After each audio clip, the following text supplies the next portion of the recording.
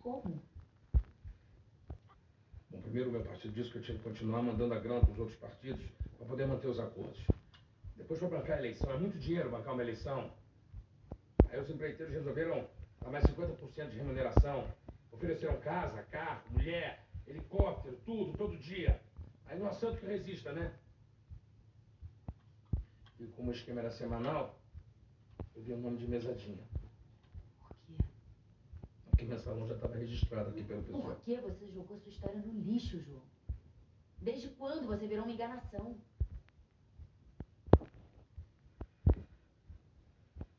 Desde o dia que eu aprendi que na política, os fins justificam os meios.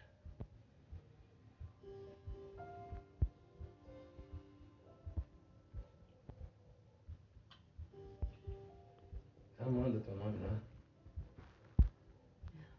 É um caminho sem volta.